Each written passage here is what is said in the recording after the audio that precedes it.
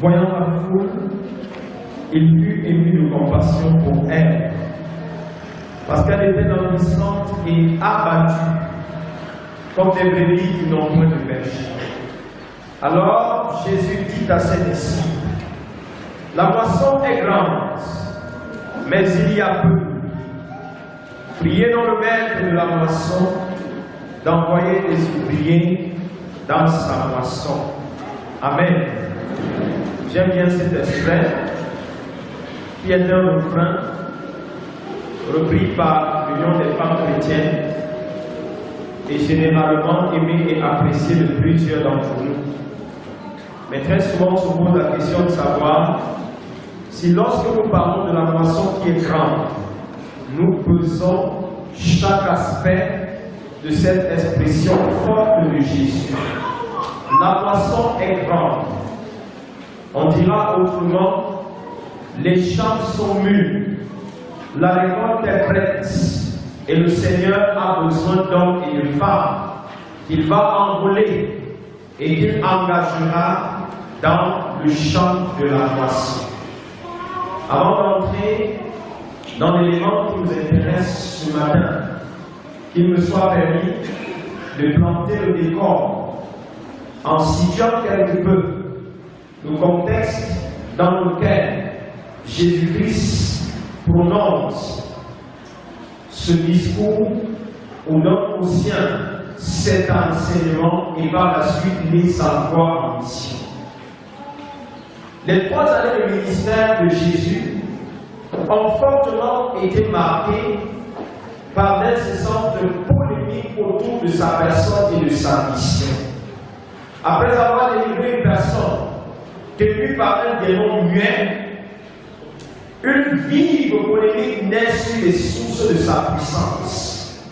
La foule étonnée est fascinée par le ministère d'un homme qui accomplit en Israël ce que l'œil n'a point vu et que l'oreille n'a point entendu.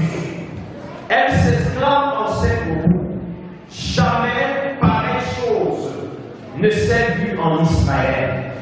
Une exclamation qui certainement va provoquer la jalousie des pharisiens qui se considéraient jusque-là comme les dépositaires de la révélation divine et donc les personnes les plus indiquées pour reconnaître l'authenticité d'un ministère. Ils n'hésitent pas, c'est-à-dire les pharisiens, à conclure: c'est pas le prince des démons qui chasse des démons.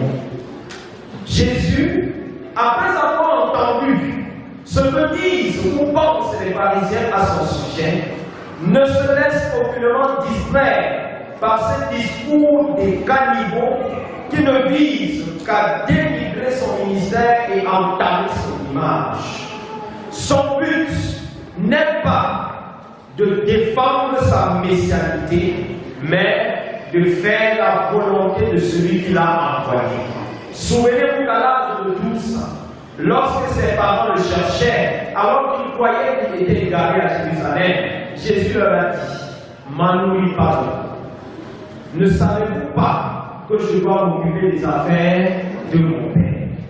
Et après avoir prêché à la femme samaritaine, les disciples, après l'avoir rencontré, se rendent compte que Jésus n'a ni mangé ni bu. Et ils se posent la question: a-t-il mangé? Qui lui a donné à manger? Et Jésus leur répond: ma nourriture est de faire la volonté de celui qui m'a envoyé.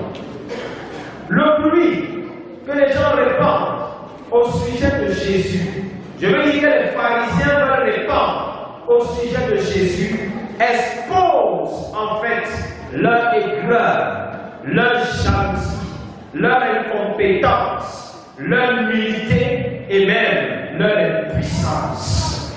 D'ailleurs, il est important de savoir que c'est presque toujours les écrits qui excellent dans l'art de dénigrer, de juger et de condamner facilement les autres.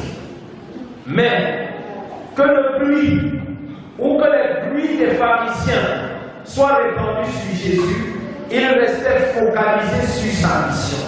Il restait déterminé à faire ce pourquoi il est venu parmi les humains. Et je te dirai aussi que chaque fois que tu poseras un acte pour la gloire de Dieu, et qu'en face de toi, il y aura des discours pour t'amoindrir et te diminuer, au lieu de céder à cette pression, reste focalisé et avance vers le but. Malgré les inclinations des pharisiens, il est dit que Jésus parcourait toutes les villes et les villages, enseignant dans les synagogues, prêchant la bonne nouvelle du royaume, guérissant toute maladie et toute infirmité, comme pour dire à ses détracteurs, Monsieur les pharisiens, je sais ce que vous dites de moi, mais je ne m'arrêterai pas parce que vous pensez que j'ai un démon. C'est pourquoi, dans les synagogues où les pharisiens endormissaient les gens par leurs enseignements pernicieux, vides de contenu et de vie, Jésus y allait pour enseigner, afin de réveiller ceux que les pharisiens avaient endormis par leur prédication sans vie et sans puissance.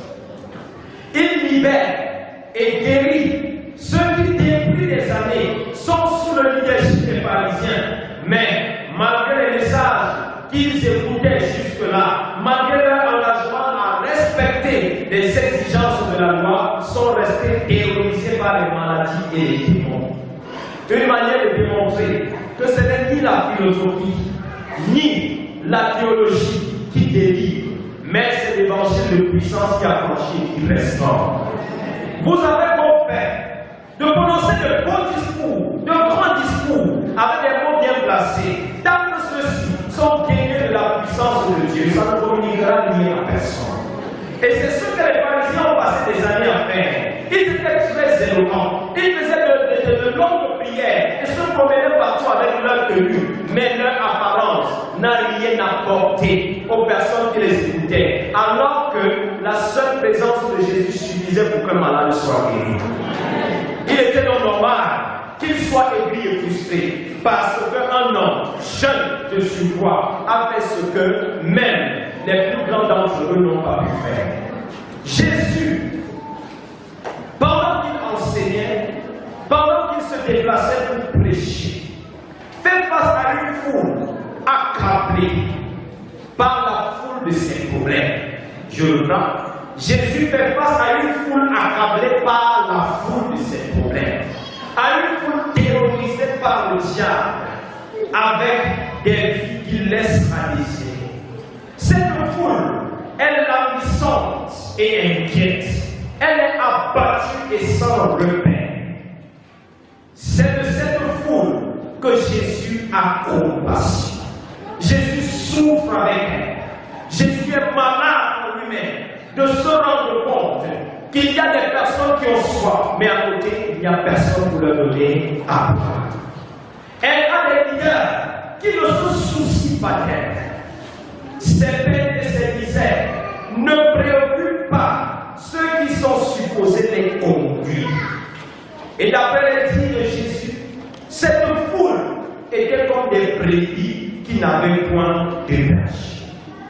Des brebis qui n'ont pas de berger, naturellement, mangeront n'importe quelle herbe. Des brebis qui n'ont pas de berger boiront à n'importe quelle source. Des brebis qui n'ont pas de berger ne sauront même pas quelle direction prendre parce qu'il n'y a personne pour leur montrer le chemin. Voilà la foule que Jésus-Christ raconte. Une foule sans repère, une foule qui ne sait pas où elle va, une foule qui ne sait plus à quel sein se trouve. Face à ce triste constat, Jésus déclare aux disciples: la moisson est grande, mais il y a peu. Pourquoi affirme-t-il qu'il y a peu d'ouvriers alors que à cette époque les ouvriers étaient innombrables? Pourquoi Jésus veut-il dire, pourquoi cette phrase était d'actualité alors qu'on pense même dans notre contexte qu'il y a trop de pasteurs? Pourquoi peut-on continuer à dire que la moisson est grande alors qu'il y a tellement de courants d'évangélisation, de courants apostoliques, continué à dire avec Jésus que la moisson est grande, mais qu'il y a peu. En réalité, beaucoup sont dans le champ pour d'autres intérêts. Jésus n'est pour eux qu'un alibi. Ils sont à la solde d'un autre maître qui ne s'appelle pas Jésus. Ils sont dans la bergerie, non pour perdre, c'est-à-dire encadrer, mais pour perdre. Au lieu d'encadrer, ils dispersent. Au lieu d'exhorter, ils scandalisent. Au lieu de prêcher, ils amusent la galerie. Au lieu de dénoncer le péché, ils le caressent dans le sens du poil. Ils font office de mercenaires et n'œuvrent que pour leur ventre. Et l'apôtre Paul dira, ils ont pour Dieu leur ventre. Et ils sont dans la logique suivante, pas d'intérêt, pas de mission. On dit souvent pas d'intérêt, pas d'action. Mais nous disons pour cela, la logique c'est pas d'intérêt, pas de mission. Je suis en mission, non pour servir Jésus, mais pour me servir moi-même. Il donne l'impression d'être très occupé, mais il pille le champ de Dieu. Ils détruisent la moisson de Dieu. À cause d'eux, le nom de Dieu est partout blasphémé et sa gloire bafouée. Et Jésus te dit, priez donc le maître de la moisson d'envoyer les ouvriers dans sa moisson. Il importe ici de préciser que Jésus est possessif quand il parle. Il dit, priez le maître de la moisson afin d'envoyer les ouvriers dans sa moisson. Comme vous dit que la moisson dont il est question n'est nullement la propriété d'un homme, mais c'est la chose de Dieu. Il le dit bien, parce que beaucoup de ceux qui sont dans le champ ne sont pas des moissonneurs, mais plutôt des destructeurs et bien plus des mercenaires. Ils ne sont pas dans l'église du Seigneur pour étendre le règne de Dieu. Ils veulent créer leur propre royaume dans le royaume de Christ, comme s'il y avait deux capitaines dans ce royaume. Christ est le chef de l'église et il n'a pas d'autre. Qu'importe la grandeur et la puissance d'un homme, qu'importe l'ampleur du ministère de qui que ce soit, Christ reste et demeure le chef de l'église. L'église, depuis la nuit des temps, a besoin des moissonneurs, des ouvriers prêts à payer le prix pour le salut des saints, des ouvriers prêts à payer le prix pour que le monde soit sauvé et que les ténèbres soient dissipées, des ouvriers disponibles pour ramener les captifs, des ouvriers qui jeûnent et qui prient pour que l'évangile atteigne les non atteints. Et mes frères et mes sœurs, pour qu'une telle génération ou pour qu'une telle race se lève, il faut prier. Nous avons besoin de prier si nous avons soif des ouvriers dans la moisson du Seigneur. Pour que les mercenaires qui sont dans le champ soient démasqués, il faut prier. Parce que les mercenaires savent aussi parler comme les missionnaires.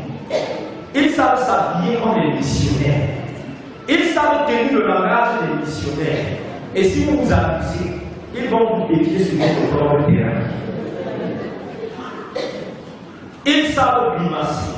Mais ce qu'ils oublient, c'est qu'ils peuvent imiter la puissance. Ils peuvent imiter votre manière de chanter et de danser. Mais ils ne vont jamais imiter la sainteté. C'est la seule chose qu'on doit ajouter. Pour que les conducteurs assoiffés de Jésus-Christ, des conducteurs du peuple de Dieu intègres et vivant dans la sanctification se lèvent, mon frère, ma soeur, tu dois prier. Il faut prier pour que le Père envoie les ouvriers. Tu dois prier pour que le Père envoie les ouvriers si tu sens que tu es déjà trop fatigué des mercenaires.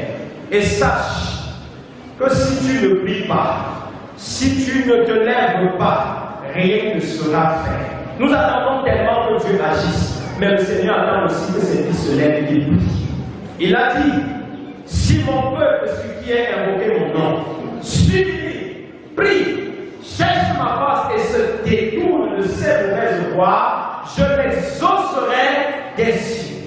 Ça veut dire qu'il y a des choses que le Seigneur peut bien faire même dans notre nation, mais il attend que tu pries.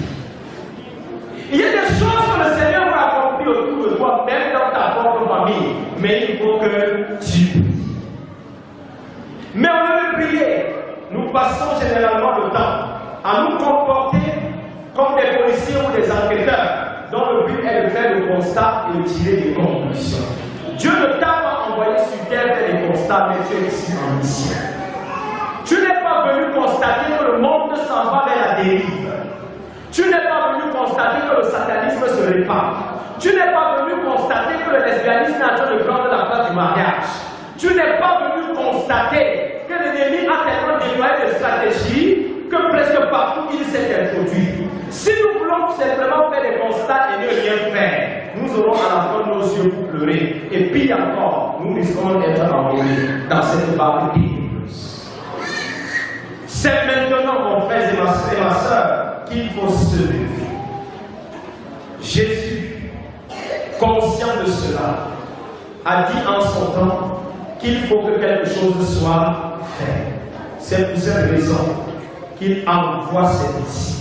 Une manière de leur dire, même si la foule est languissante, si vous ne vous levez pas, personne ne va les rester. Si vous ne vous levez pas, personne ne va résoudre leurs problèmes. Si vous ne vous levez pas, personne ne sera pour eux la solution de Dieu. Raison pour laquelle il appelle les 12 et les envoie en mission. Mais avant d'envoyer en mission, Jésus leur donne sa puissance. Car la mission sans puissance ne sert à rien du tout. Il leur donne le pouvoir de chasser les esprits impurs, ressusciter les morts, guérir les maladies et les infirmités. Et à partir de là, nous comprenons qu'il n'y a pas d'évangile sans puissance. Ça n'existe pas. L'évangile qui est hostile à la puissance ne vient pas de Dieu, ça vient de l'enfer, pas de Christ. Et toute personne qui est mécontente lorsqu'un possédé a été délivré n'est qu'un mercenaire. Il doit se poser la question sur sa raison d'être dans l'église.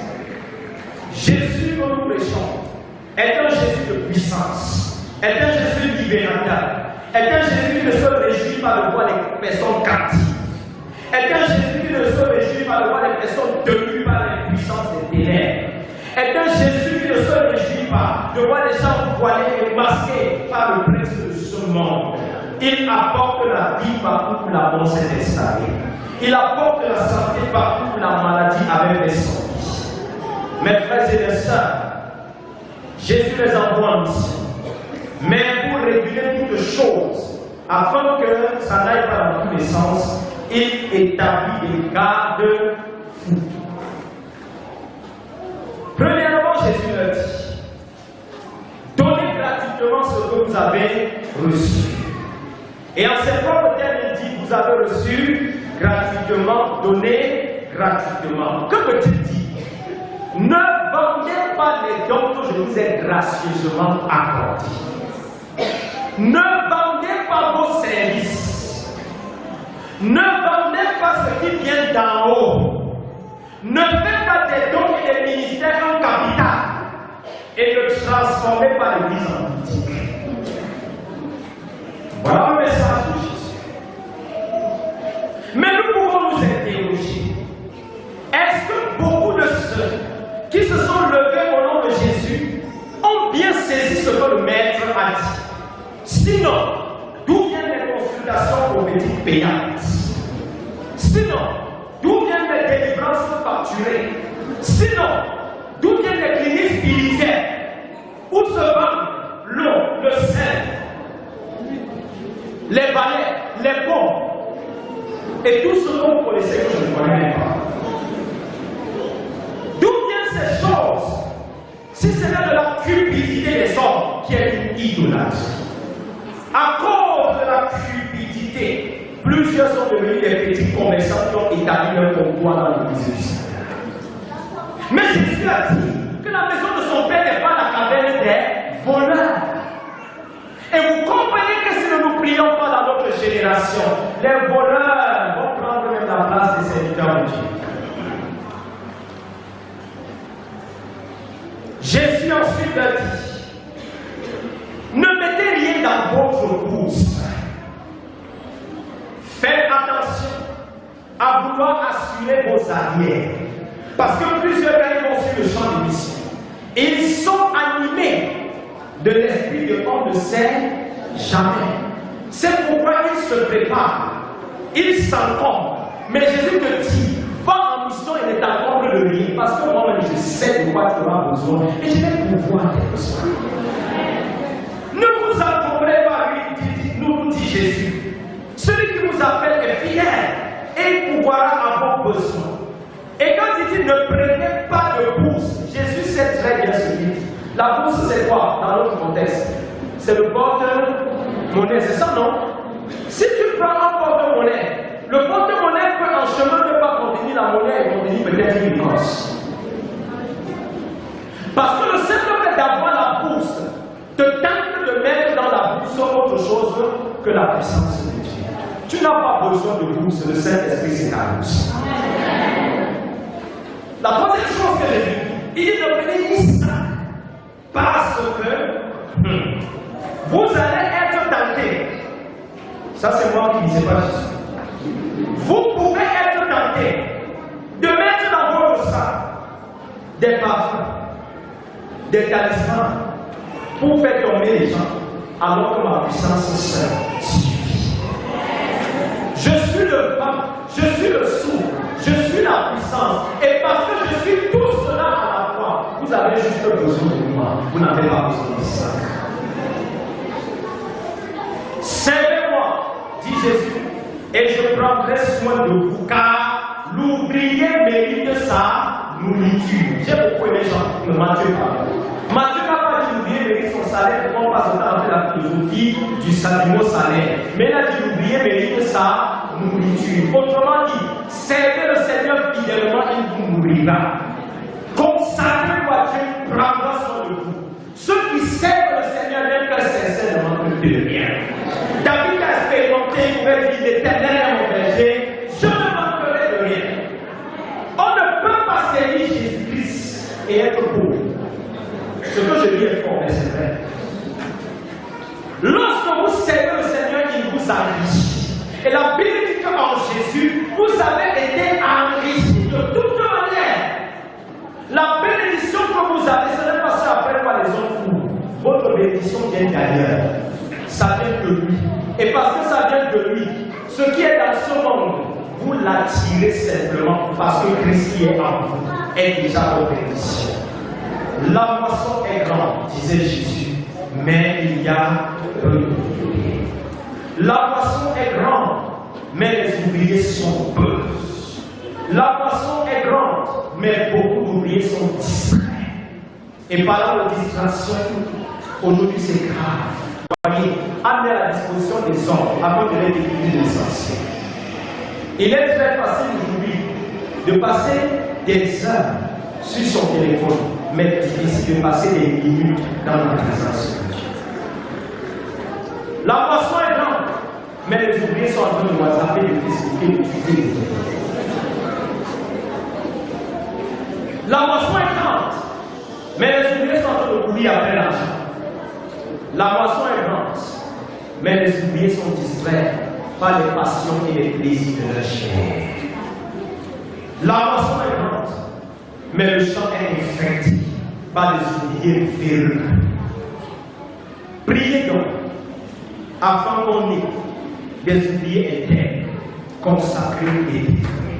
Priez, afin que se lèvent des ouvriers désintéressés et affranchis de la cupidité.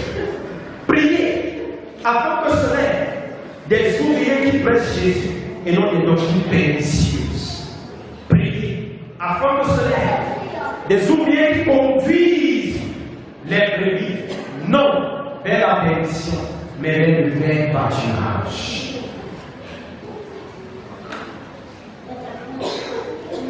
Le cantique a dit, le temps s'enfuit et l'heure s'écoule. Qui sait si nous allons vivre demain? Et parce que nul ne sait si nous allons vivre demain, il est temps que les moissonneurs se lèvent. Dieu cherche dans notre génération des hommes et des femmes qui, comme Ésaïe, diront autrefois, me voici Seigneur, envoie-moi. Le temps s'enfuit, l'heure s'écoule. Et le Seigneur attend que tu dises à la distraction, je ne suis plus ton esclave, je suis esclave de Jésus. Il est temps que quelqu'un se détache de tout ce qu'il a jusqu'ici aliéné. Tu as couru après la vanité, mais la vanité t'a détruit. Mais ce que je sais, c'est que celui qui a faim et soif de Jésus sera un instrument puissant que le Père utilisera pour fermer la bouche aux mercenaires qui sont dans le champ.